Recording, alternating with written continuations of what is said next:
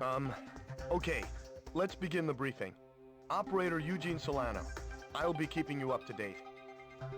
We've got news that an invading LASAF squadron has just taken off from the Puna Plains, en route for an attack on our position, Aubrey Base. From their perspective, this attack is the final nail in our collective coffin.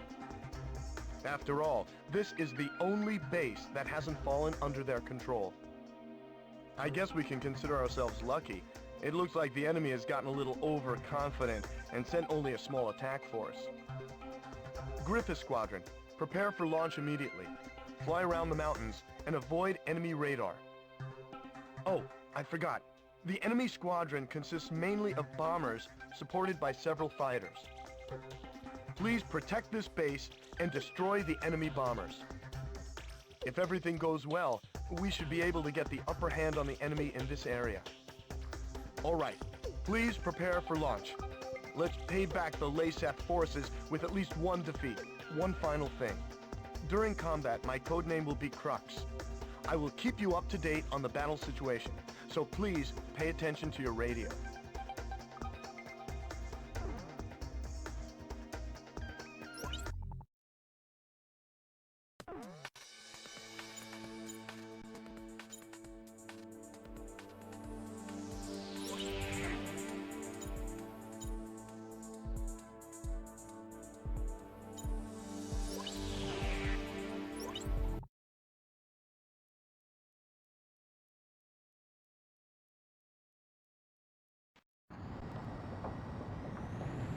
To Griffith Squadron, maintain your present course.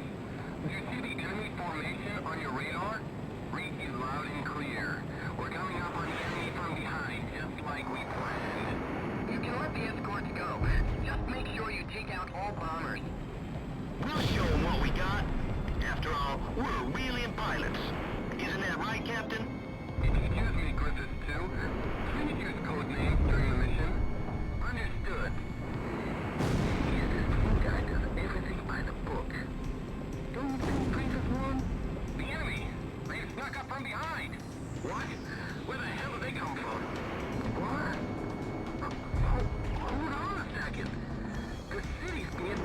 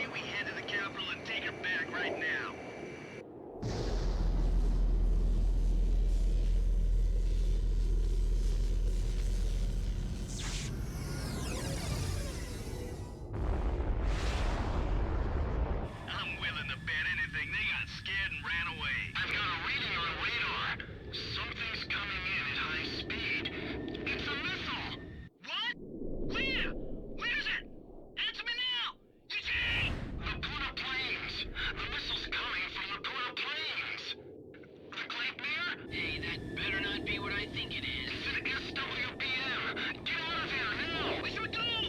Where's it coming from? How far is it? It's no use! We're too late! Griffiths 2! Come in, Griffiths 2! Griffiths 2! Griffiths 3! Anyone!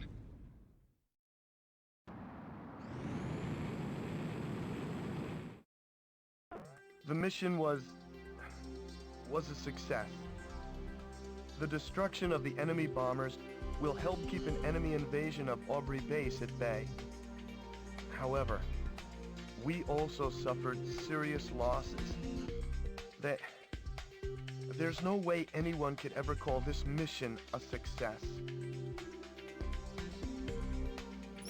So that's the super weapon LASAF used to take over all of Aurelia in only 10 days. Who could have imagined that they possessed such destructive power?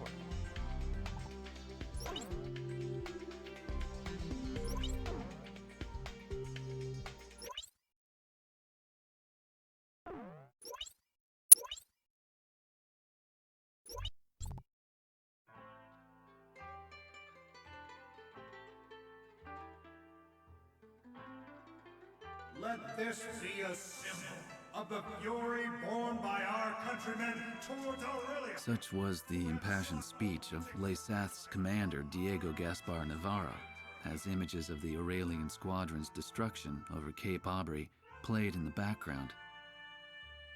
A day later, his gravelly voice continued to echo through my hungover brain. October. 1 year after the cessation of the Democratic Republic of LASAF's civil war. After the Civil War, LASAF began to set their sights on their peaceful neighbor, the Federal Republic of Aurelia, claiming retribution for years of exploitation. The invasion suddenly began.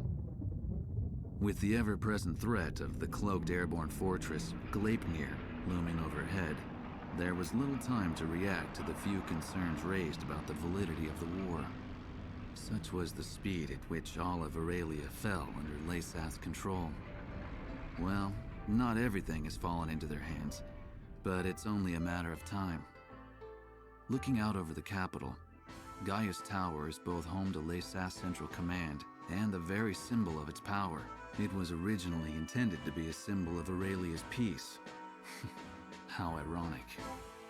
As I looked up at the sun traveling the same old path across the sky, the rays burned my tired eyes.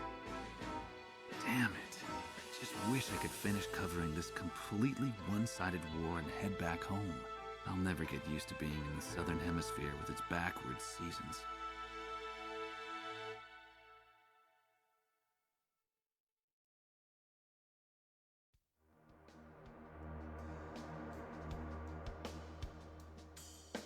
The Gleipnir was last confirmed heading southeast across the Puna Plains. However, we lost all trace of it shortly after. Unfortunately, Aurelia's information network can provide no further details at this time. We'll just have to take what we can get.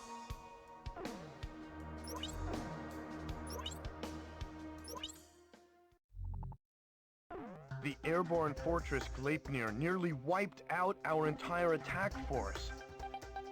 Even with you, sir, our remaining aerial attack strength is severely limited. We no longer have the necessary manpower or supplies to pursue Gleipnir. In addition, there are reports of enemy forces gathering at Port Patterson. If we don't move soon, it will only be a matter of time before they attack from behind. Given the situation, we are left with only one plan of attack. On the Puna Plains lying between Aubrey Base and Port Patterson, LASAF forces have hastily constructed a resupply base to house the large quantity of supplies needed to support their troops. Attack Puna Base. Destroy all parked bombers and base facilities. Take away the enemy's ability to fight. If you succeed, we'll gain an important foothold for an attack on Port Patterson. And what's more, we'll gain the supplies we need to win this fight. Unless we succeed in taking this base, That's it for our supplies. Please don't fail, sir.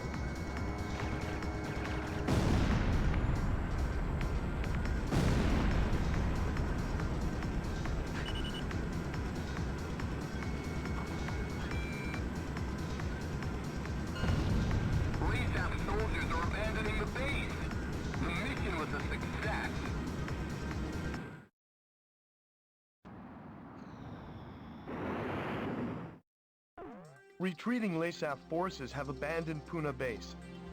The base, including all provisions stored there, now belong to us. Now we'll be able to provide backup support for our troops.